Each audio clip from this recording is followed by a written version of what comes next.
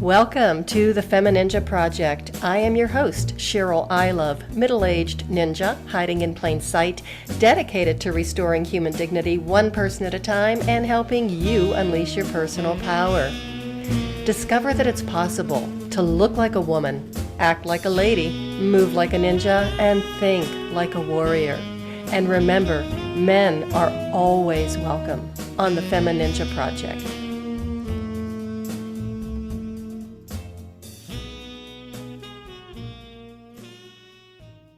Welcome to another episode of the FemiNinja Project, and I have an amazing guest today. Her name is Marisa Jones. She is a successful IT professional.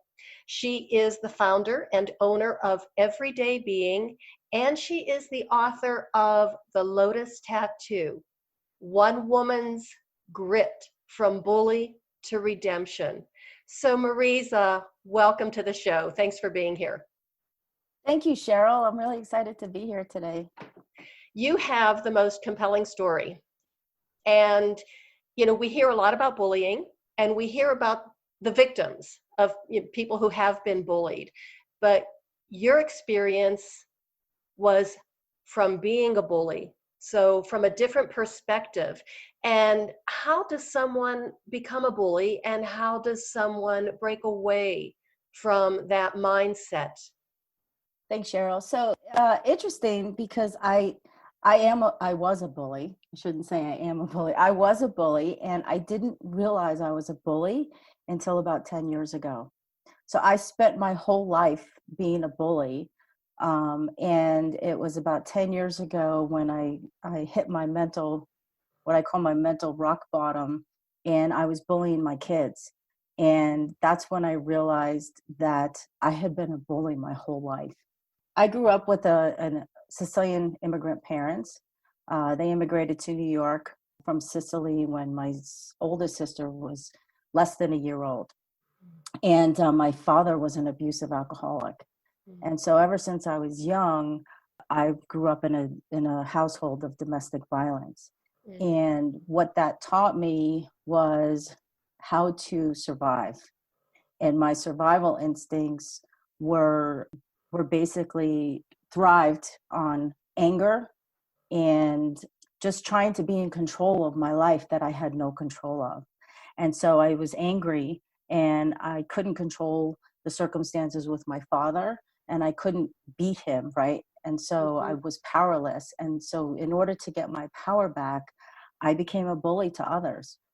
Well, it almost sounds like a way of self-protection or trying to find your own self-worth, not even knowing how to relate to other people because the way you were raised in the house you were brought up in, that's not a healthy or normal relationship. So how could you have a productive and healthy relationship with other people? Yeah, I couldn't. I didn't know how to have a relationship with anyone. Friends, I mean, I had friends, as we all did as kids, but my instincts were survival. And if I saw someone look at me different, or if someone just, there was a kid on my street, I remember his name was John. And I'm sorry, John, if you listen to this podcast, he took karate.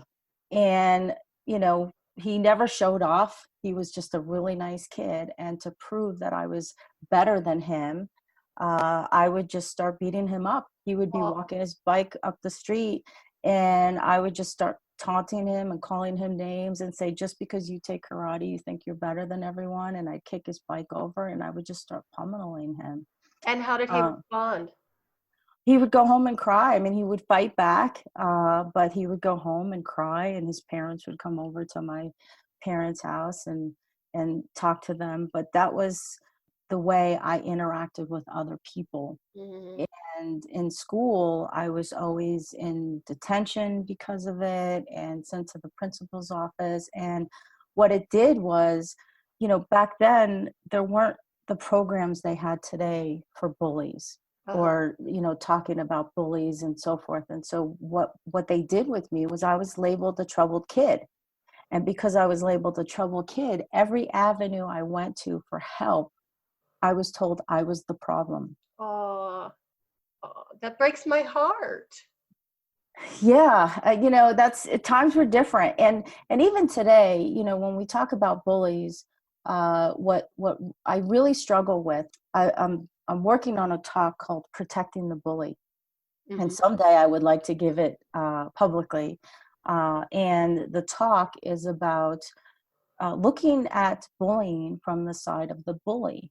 And I've been doing some research on statistics, and it's really hard to find any statistics regarding what happens to a bully after they get out of high school. Do Hmm. they wind up in prison? Do they wind up in on the streets?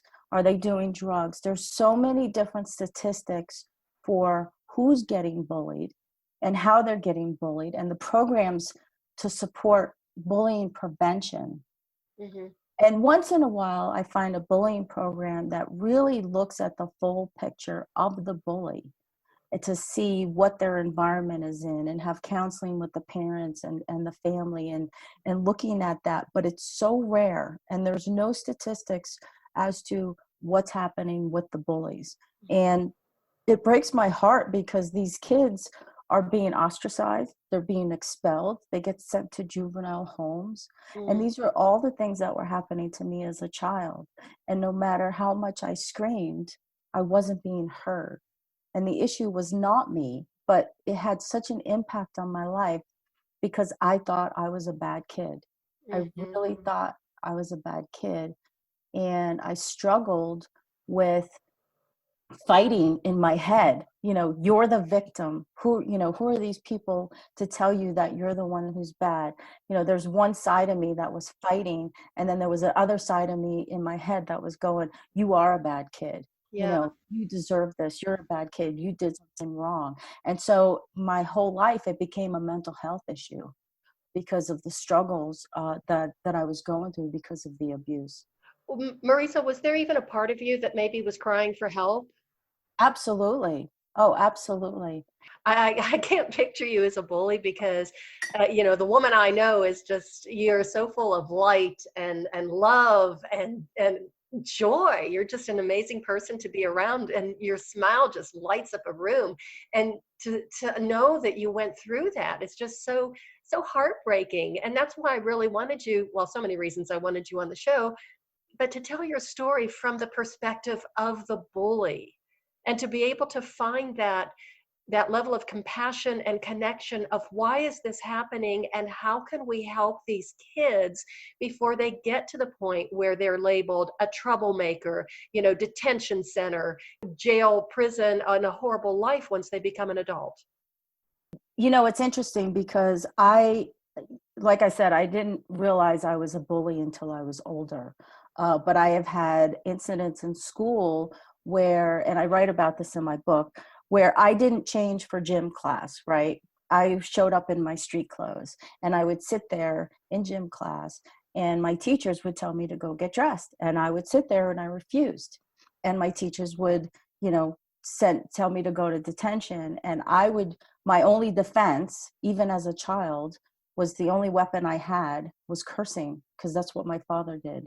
So I Mm. would curse and yell at the teacher, and I'd wind up in detention. And I did that every day.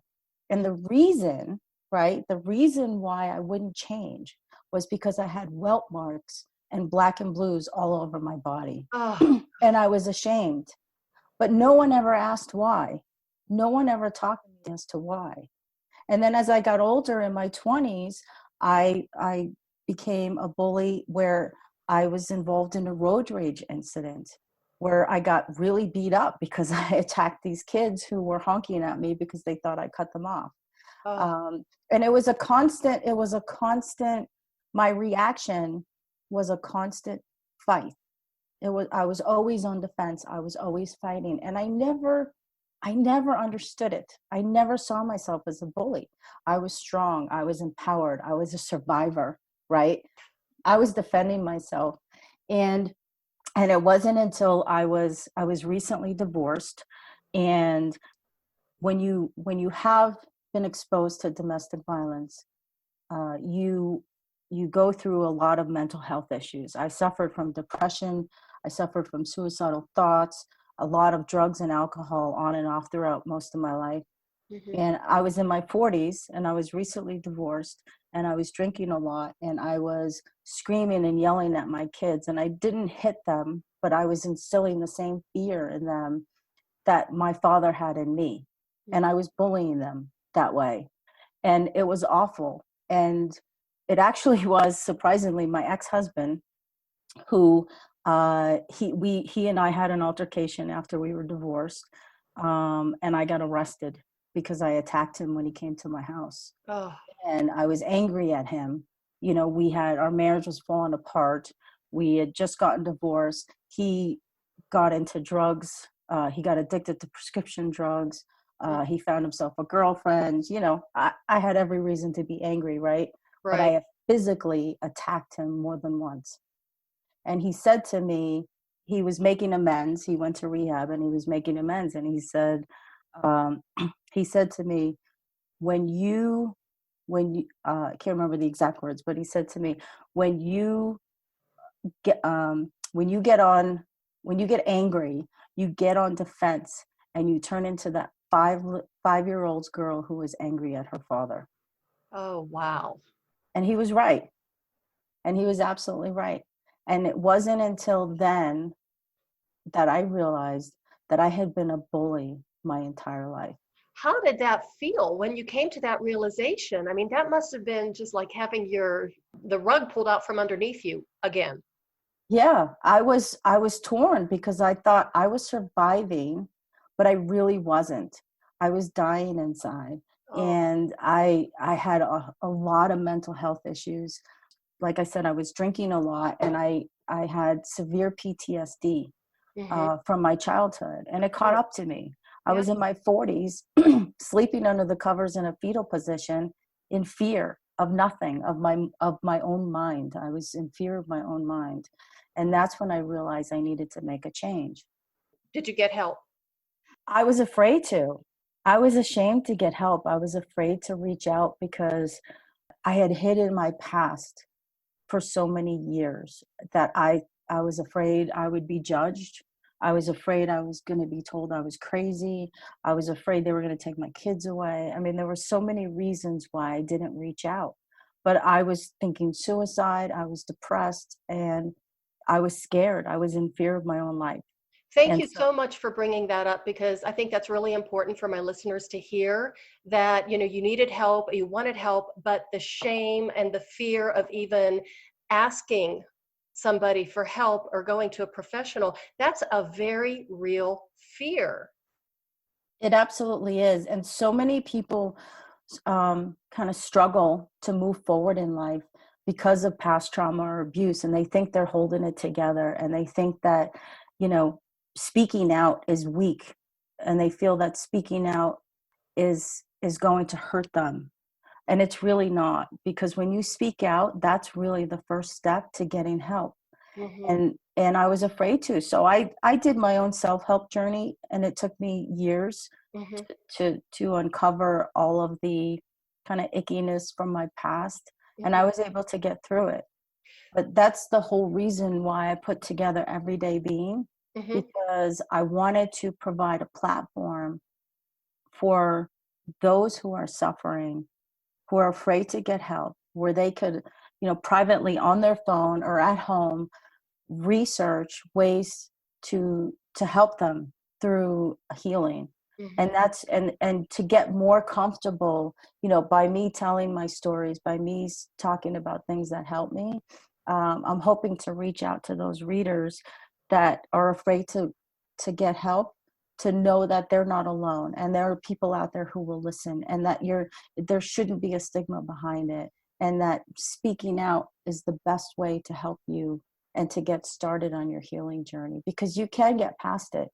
I'm no longer a bully, and I just want to help others. And I think it's important, because I have talked to people about being a bully, and so many people are surprised to hear that bullies have a good side. They're surprised to hear that, oh, I never thought of the bully, needing help, or wanting help. But we can become bullies as children and bring that into adulthood. And it's just a vicious cycle that continues on. And you can bully other kids, you can bully your own children, you can adults bully other adults. And it's got to stop, and it's because we're hurting. We're all hurting inside. And that's the reason. No one lashes out at somebody else if they're healthy. Mm-hmm. Well, and that's another reason, like I said, I wanted you to tell us your story, because to have that sense of compassion for the bully and to understand that this is coming from a place of deep pain for them. It's nobody wakes up one morning and is like, oh, I think I'll just start, being a bully or pushing Right. people around. It's coming from a place that is very, very deep and painful and just ingrained in your nervous system of, how to react. It's almost primal. Exactly. It's survival instincts. That's all you have. And it takes a lot to hold them back. But it also, once you get healthy, it's real easy to not react that way anymore. And that's really the key. So you were able to recover and transform yourself on your own. Yes. That's incredible. Good for you. You're my kind of woman in many ways.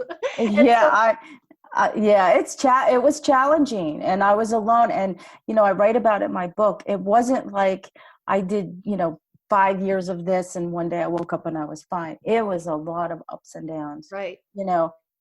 When your ex-husband had said that to you, that, you were that 5-year-old little girl, still fighting.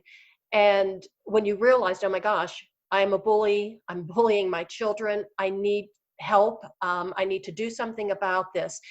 Was it that moment that you decided, I'm going to have to figure this out on my own and this is how I'm going to do it? Or was it more of like an organic type of journey? How did that happen, that you just start writing your thoughts down? There was a progression. So that was one kind of wake up call. I had several wake up calls over a really short time period, just over a few months, incidents that was like, yes, I know I need to change, but then I didn't know how. So I just kind of put it in the back of my head and didn't do anything. And then something else happened and it was like, oh, I need to change. So I had maybe 3 or 4 incidents like that over a short period of time. And I literally, one day I sat on my couch in my bedroom and I said out loud, I am making 100% commitment to heal. I am going to find out what it's like to be happy. And I yelled it out loud. And the only one sitting next to me was my dog. I knew that. I just knew it. I felt it. But that was my commitment. And I was like, I need to know what it feels like to be happy, because my mind was a mess. My mind was struggling.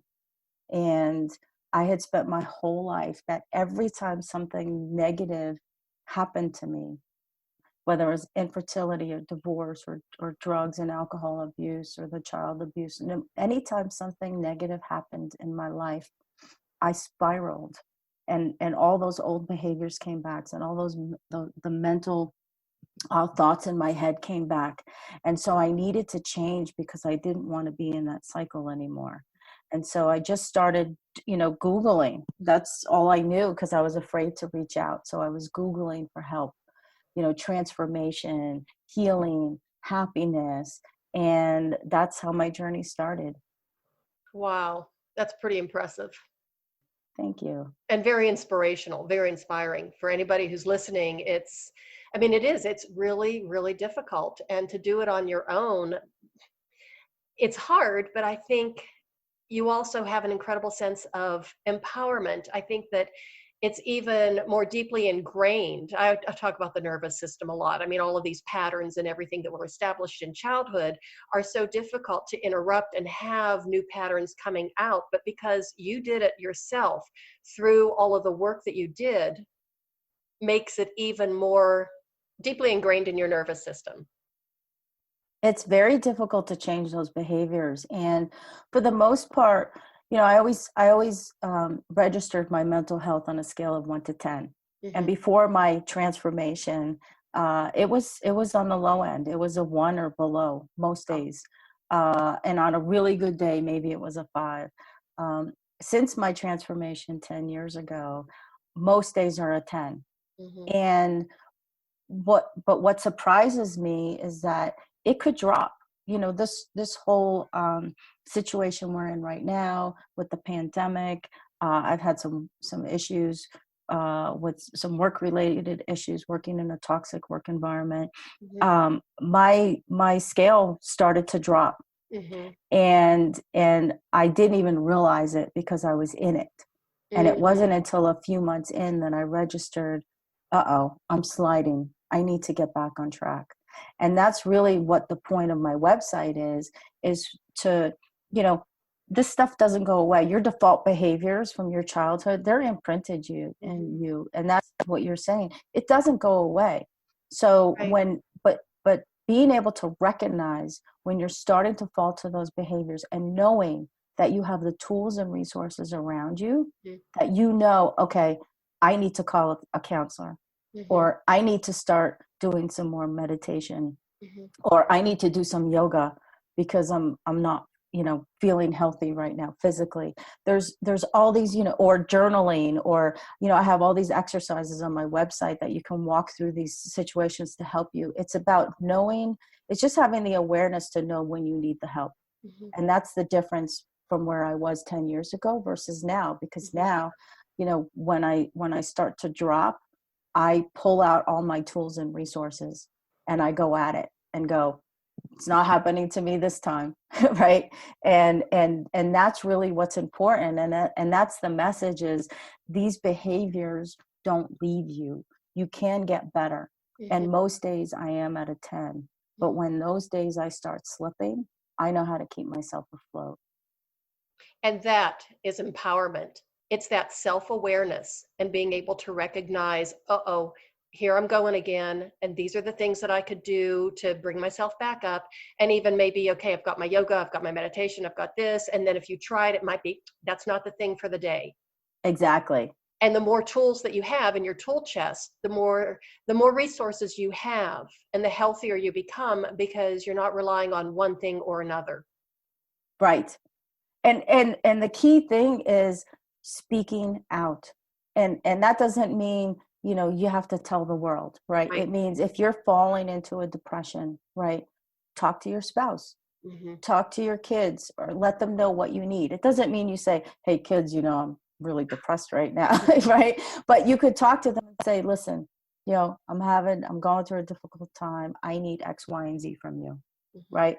And it's just being open and talking about it, calling your therapist, calling a counselor, doing your journaling exercises. All of these things is you have to talk about it, because stepping out of your comfort zone is Mm-hmm. always the step to healing. Mm-hmm. It has to be, because otherwise you take it on yourself and you're hiding, and that hiding, because of that fear of exposure, Mm-hmm. is what creates more discomfort, and it creates more mental health. It just kind of drags you down, and it's just stopping that cycle. That brings me to another question, because this is something that I've been wondering about, is was it difficult for you to start talking publicly about your experience? Because I know, with some of the bad stuff in my life, when I talk about it, I mean, I couldn't even talk about it in public in front of more than one person at a time. It's just really hard to do that. So how did you find the courage to be able to stand up and say, look, this is who I am, this is what I was, this was my experience, and this is where I am now. And if you're in that situation, you can get better. Was that hard? It was hard in the beginning, when I was going through the healing process initially. I recognized that I needed to help. I needed to talk about it. And what I found was the more I talked about it to people one-on-one, girlfriends or family members, the more I talked about it, the more stories I heard in return. Ah, So, and I've had a pretty wild life, right? Even though on the outside, I have a successful IT job, and it seems like I had my life together, you know, between the child abuse, drug and alcohol abuse, infertility issues, divorce, depression, suicidal thoughts, PTSD. I mean, the list goes on and on, right? And I was never at peace in my mind. I've also had a lot of experiences with spirits. I have a very maybe a sixth sense, you would call it, and I've had a lot of crazy experiences like that, and I was always a fear of talking about them. When I started talking about these experiences, no matter how crazy my experience was, or if I felt intimidated that somebody would judge me for it, there was always someone who had the similar experience. And so because of that, it gave me the strength to keep talking about it, because then I would get a response going, oh my goodness, that exactly happened to me, or that's what I'm thinking, and I've never told anyone before. And I've never told anyone before so many times. And that's what fueled me to continue talking about it, because I recognize my experiences are not just my own. There's so many people that have resonated with every part of my book. And by doing that, it's given me the power to stand up and speak about it, because I know in a room of, 100 people, there's going to be at least one person who resonates with some part of my story. And if I can make that person feel comfortable and make them feel like they're not alone, and make them feel that they can relate and that they can speak up because I spoke up, then it's all worth it. The other question I was wondering about is your relationship with your family. Are your parents still alive? Do you have a relationship with your sister? That type of thing. Yeah, so my family is all still alive. My mother and my sister live in New York, and I talk to them regularly. My mom was never abusive. She was always there and supportive. And so we have a good relationship. My father and my other sister and brother all live in Florida. My dad and I have reconciled. I didn't talk to him for 18 years. And it was when my kids were young, I reached out to him, and we have a decent relationship. We actually, about 10 years ago, when just after my divorce, he opened up to me about the struggles of raising us kids. And I was able to finally have a conversation with him on how he impacted me. And we reconciled. Wow. And because of that, it was, I don't blame him, because the way I look at it, he didn't know any better. It was how he was raised. And I was able to forgive him for it. And for years, even when I didn't speak to him, I would have fights with him in my car, in my head. And then I'd get angry and I'd be yelling and in my car by myself at my father, who I hadn't talked to in years. And I always thought that the day he died, I would feel relief. And it took me forgiving him to get that relief. And then I no longer had that anger towards him. And I just recognized he didn't know any better. That's how he was raised. He didn't know any better. He has his own demons. That's for him to figure out. Now I have my boundaries with him, and he still has violent tendencies. He's 87. There are some days I don't trust him, and there are some days that I do.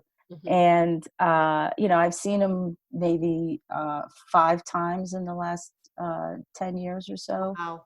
In person, and I've slept at his house, but with caution. But he is his own person, and he has to deal with his own demons, and it has nothing to do with me. And that's what I realized. It had nothing to do with me. That's one of the things that I wanted to ask you, and you beat me to the punch, was, have you forgiven him? I have forgiven him. There's a lot of power in forgiveness. I have a hard time with forgiveness myself. I really do. I'll be the first to admit it. But there is a lot of power in that. It's hard to forgive. I forgave my ex-husband. I know it wasn't all his fault, but I also forgave him because, again, the way I look at it, we're all here together to live this life and to learn and teach one another. And I guess I learned what I needed to learn from both of them. And now I'm out to teach others. it's interesting because my dad was real hot tempered as well, Eastern European. Oh, And yeah. yeah, yeah. And, 5 girls, he had 5 daughters. Oh, So my goodness. yeah. That's a household. Oh my Oh, goodness. Yeah. boy. To this day, we're still amazed he lived as long as he did. But I am actually in the process of writing a book about, it was going to be just about my sisters and I, how we were raised in a very multicultural Eastern European community, and, what it was like growing up. And it was like, I have to go back. So I went back into my mother's childhood, who was raised in the United States, but her family, her parents were from Eastern Europe. And then my dad was actually in Eastern Europe with my grandmother for 10 years while my grandfather was here. It was a long story. But listening to, and going back to the stories and now writing about it, to how he was raised, and then coming back from this farm in Eastern Europe to a father he had never met, basically, Wow. and living in this industrialized area, and leaving the only family and friends. I mean, it gave me a whole new perspective on my father and why he was, as short-tempered as he was sometimes. Right. And that allows you, when you can see the other person as an individual Yeah. and not your relationship to that person, Right. it makes it a lot easier to step back and forgive. Yeah. It just is. And not just for forgiveness. You can use that when my kids were younger, when I was healing. One of the things I did was I used to get frustrated with my kids, as every parent does, right? You Right. yell, you scream, right? And then one day it dawned on me, I don't yell at my nieces. I don't yell at my neighbors' kids. Like, why do I see them differently? Mm-hmm. And I actually just decided to look at my kids as individuals and not as my own kids. Wow. And it changed my relationship with them completely. Because yes, I'm still their mom, and occasionally I still yell and stuff, but at the same time I was able to look at them as if they were not my own, Mm-hmm. as individuals. And our relationship changed significantly because of it. Now, how old are your children now? Now my kids are 15 and 18. Oh, so they're still pretty young. Yeah. Yeah. And we have a good relationship. During those early years, I was traveling a lot for work. I wasn't there for them. My ex-husband and I were fighting a lot. They saw, and then I was bullying them, and I was drinking. I wasn't there for them emotionally. Mm-hmm. I was really detached from them in a different way. Mm-hmm. And I knew I had to rebuild. And it's taken me years, but we've been able to rebuild in a really healthy and positive way. They Um, must be so proud of you. yeah, they tell me that a lot, Aw. especially since I put out my book. My oldest son started reading my book, and he got through a couple of chapters, and he said, "Mom, it was heartbreaking, and I couldn't stop crying, and I had to Aw. stop." And I was like, "There's a happy ending, kid." Like, You're looking at the happy ending. Here I am. right. Fine. Exactly. That But would when be so hard. my kids were young, when you see them, I actually saw them look at me different on the days that I was happy. And that's what I was striving for. That's what kept me going. So tell us a little bit more about your book then. So my book, it goes through the story from when I was a child. It's broken up into sections. Like the first section is the victim, and Mm-hmm. it talks about basically my entire life from the time I was 3 until I was in my 40s, where I saw myself as a victim, Mm-hmm. and I made decisions based on the fact of that I had a victim mindset. And then the second half of the book is kind of the transformational journey and the ups and downs throughout that journey, and Mm-hmm. all the different things I tried, and my mental health, and the state of my mental health during that time. And then the end kind of talks about kind of some mindful shifts, I call them, not lessons learned, because that's a little bit different, Mm-hmm. but mindful shifts that I had to make in my thinking to continue with a healthy mindset. And the focus is on the mental health. So Mm-hmm. the you will notice from the very beginning, everything that's gone through my mind during that time is exposed. Every thought that I was thinking, while I was getting beat, while I was saying prayers, when I lost my faith, when I was using drugs. So when I was thinking suicide, every single thought and the fight, the chaos that was in my head is completely documented throughout the book. And that's because I wanted to highlight to people that this is normal. When you're dealing with issues, with mental health issues, this is normal. This is a normal mindset, because I questioned my own mental health for so many years that I wanted people to resonate with it. And so it's really, if you think about, I've been told by therapists and trauma specialists that it's like a live case study, and that they could use it for their to teach their trainers and therapists. So I guess that's a good thing. But it hits hard. It starts off really hard, and lots of tears, lots of details. But even on your website, just reading a little bit of an excerpt from the book, it was like, I was just kind of clutching my chest and had a hard time breathing. It's like you really put yourself into the mind of that little girl. Yes. And that's what I wanted to highlight: the mind of the 3-year-old, the mind of the 20-year-old, the mind of the 30 and 40-year-old. Oh, you did a beautiful job. Through every single experience.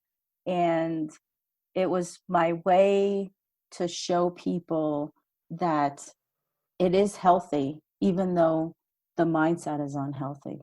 It's that it's normal, that you shouldn't beat yourself up for those thoughts. You shouldn't beat yourself up for the negative self-talk, or that you're a bad person, or you're a victim, or all the judgments and all of that, the depression and the suicide.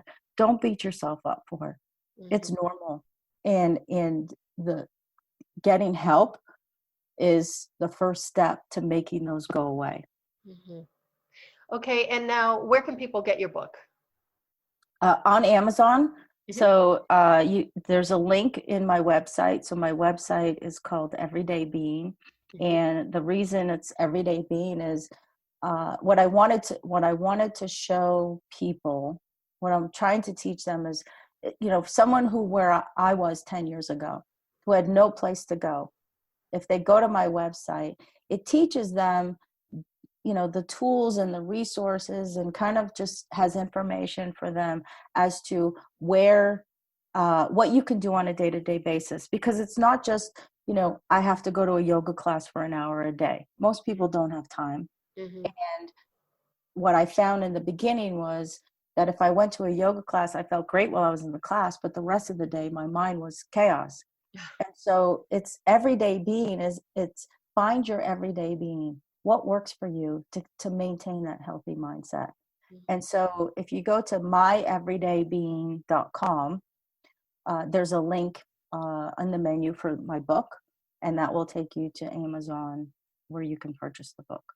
And on your website, you do have a blog that you're pretty active on too, right? Yes.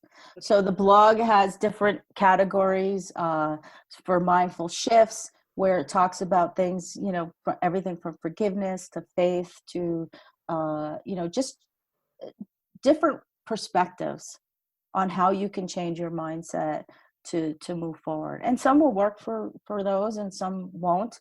But it's to show that there's all these different viewpoints and perspectives that maybe will help you get through your days. There's also health, which is more physical, or just some tips on self-awareness and meditation and so forth. I have recipes. I love to cook. And I have food allergies, which played a big part of my healing, because a lot of the beatings were related to the fact that I had food allergies as a kid and didn't know it, and I couldn't eat. And so it was another kind of mind tricks, right, of fighting, because the food I was eating was making me sick, but then I was getting beatings because I wouldn't eat. And God. Nobody could diagnose it. And it was another mindset for me that I had to change. But I was able to take all of my mom's Sicilian recipes, pizza, homemade pasta and pizza, and meatballs and everything that I loved growing up, and convert them to grain-free versions or dairy-free versions that met my health needs because of my allergies. And so you can go there and have there's recipes, healthy recipes for those comfort foods that Nice. we all love. And Yeah. it's really important. I always say, I'm not sure if it's the foods you eat impact your mental health, or your mental health impacts the food you eat, right? It's like, I think it's a little chicken both. is it the chicken or the egg? And I realized that a lot of the foods I was eating was impacting my mental health because it had an effect. And so that's why it's important that I have recipes on there. Okay. Well, Marisa, this has been wonderful. I just love talking to you. I love hearing, your story, especially since it turned out okay. And you're so inspiring and so encouraging and so helpful. And is there anything else that you would like to leave the listeners with? I what I really want to leave the listeners, and this is my message always, is please get help if you're struggling. And you may not think, you don't have to go through abuse. Trauma comes in so many forms. That's one thing I've recognized, is that your trauma could be whether you're a veteran or whether you've experienced one traumatic event in your life, or whether it's, emotional abuse, or something that happened out, bullying in the workplace. I mean, there's so many different ways that trauma has impacted you, and you may not realize that you've been impacted by trauma. Mm-hmm. But if your mental health, if you're consumed with any one of depression or suicidal thoughts or OCD or PTSD or any one, anxiety, stress, there's so many things that define your mental health. If any one of those consumes you, where it's keeping you from moving forward, then reach out and get help. There's no shame in it. And that's really the message, is there's no shame.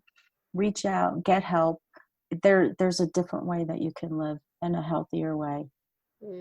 Very good. Very well said. Thank you again so much for being on the show. I sincerely appreciate it. And my listeners, thank you so much for tuning in. Connect with Marisa. Check out her book. Check out her website. The woman is just absolutely amazing. She's just lovely. And remember to stay strong, stay healthy, and get help if you need it. And that is the way of the FemiNinja. Thanks for listening.